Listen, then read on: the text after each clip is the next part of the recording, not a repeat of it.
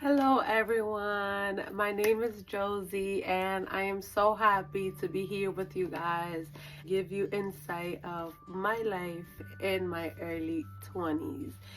It's been a road, and I'm sure to my ladies that are watching that are in their late 20s or older, I'm sure you guys have the same feeling as I do. It's been a long road. Obviously, we don't have the same knowledge that we had when we were 18. There's a lot of lessons that I've learned in my early 20s. I could write a book. I'm sure we can all relate being 18, 19, 20 with a plan that I was going to conquer the world, that I was going to be the most successful. I had it all down packed. At 18, I had my whole life planned.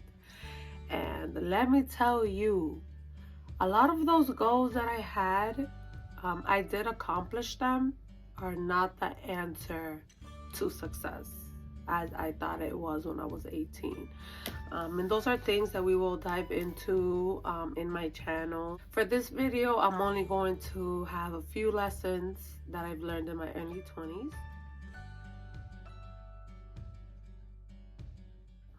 First lesson that I've learned in my early 20s is invest in yourself.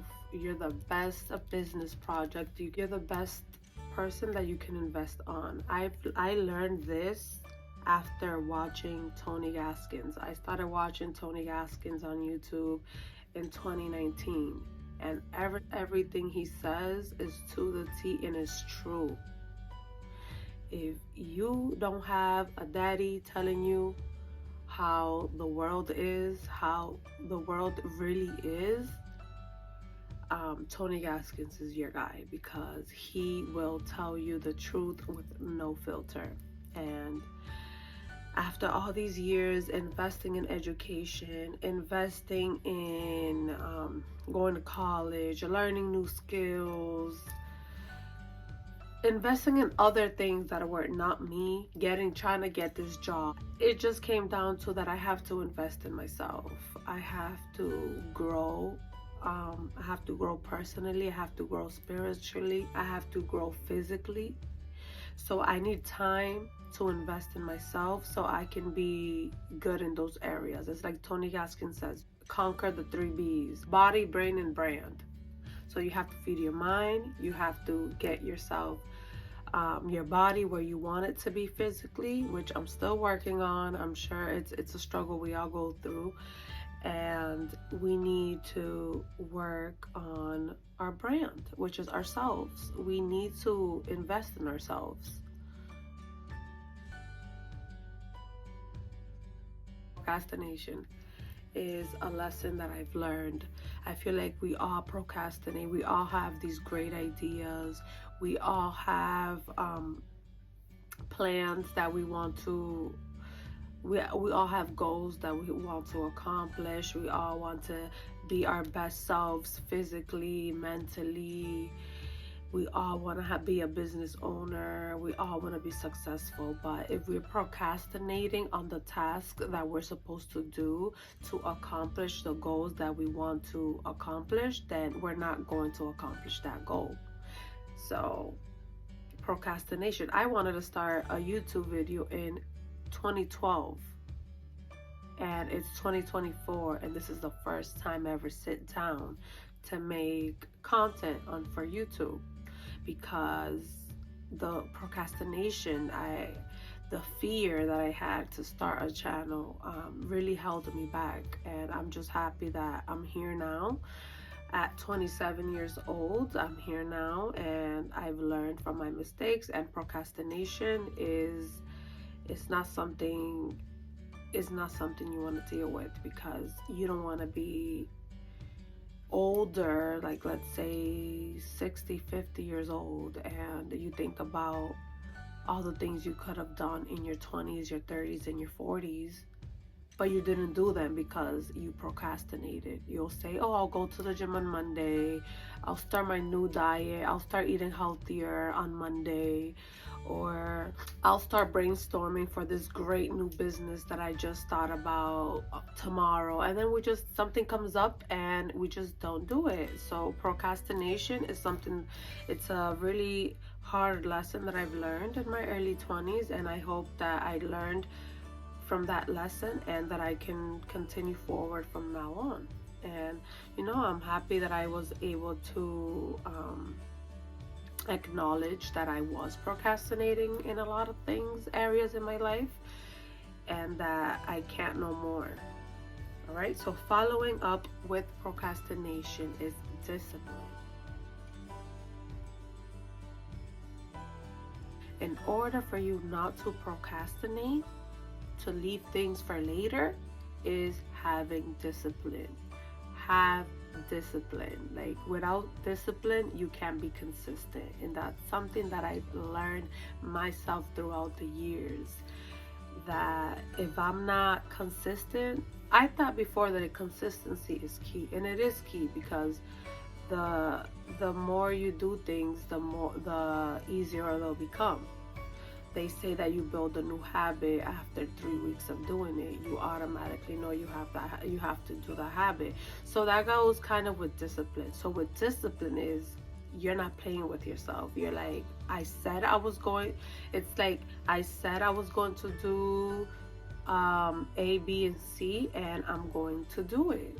I'm not going to give any excuse. I'm not going to say I'm too tired or I'm sick. No, I'm going to do what I said I was going to do. That's discipline. This discipline helps you be consistent with your goals, and it's something that I've been working on myself. I did a 30-day plan where I had all these to-do lists that I had to do every day in order to accomplish these goals. So I wanted to lose 10 pounds. So I know to lose 10 pounds, I have to get my bottom off the couch and go to the gym. I have to eat healthier foods, be on a calorie deficit, and I need to be consistent with those things, and I'll see results. So I was disciplined enough to check off those tasks every day, and whenever I didn't want to do something, practicing discipline. So discipline will help you not to procrastinate.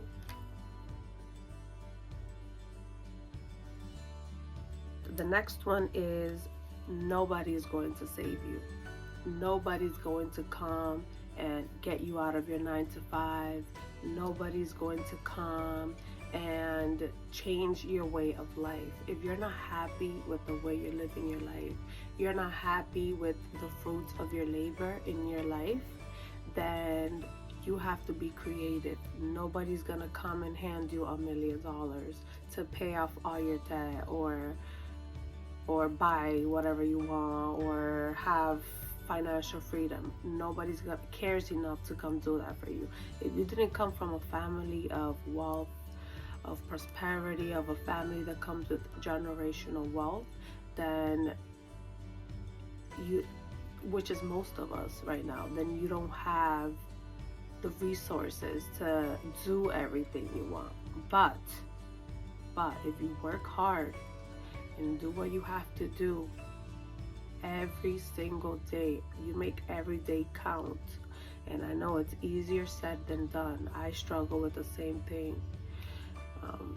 It's easier said than done to say that I'm going to do all these things tomorrow, because when life just hits you and it comes in the way, and then you all of a sudden don't complete those tasks.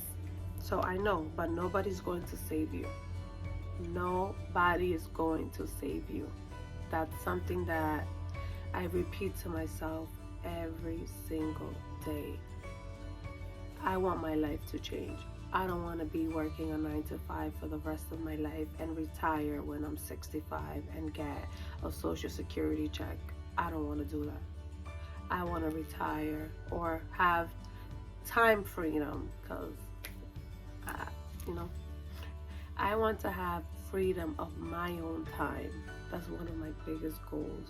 I want to be able to pick my son up from school every day, take him to the park, or pick him up early from school, or be involved, just be more involved, which I have, and I'm very proud of myself that I at least, I currently work from home right now, so I don't have to be in an office being micromanaged by a horrible boss. I do have my own tax business at the moment as well, so I've been able to get myself to have a little bit more freedom and not sit down in a company for hours just to get a paycheck. But I'm not 100% there, so it's a work in progress, and it's something that won't happen overnight. But once you put in the work that you have to put in over time, you're gonna be like, wow, my life is way easier than it was 10 years ago. Because the work you put in 10 years ago consistently is going to show in the future. If you have a dream to start a business, be your own boss, not have somebody tell you what to do, if you have this great creative idea, nobody's going to bring that idea to life but yourself. So do what you have to do to get where you need to get. Eventually, every day, just little small steps every day. You don't have to do everything all in one day. You don't have to know how step 20 is gonna look like, but at least take step 1 to change your circumstances, and step 1 will show you how to get to step 2. And this is following up to my final lesson for this video.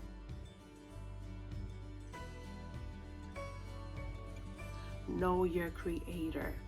Know your creator. Know who created you. Having a relationship with your creator. I'm not going to throw in religion to anybody. I don't know. I know everybody believes in different things. Everybody has different religions, and this is not what this is about. It's about knowing your creator. There's a whole bunch of religions out there, but I know there's a God.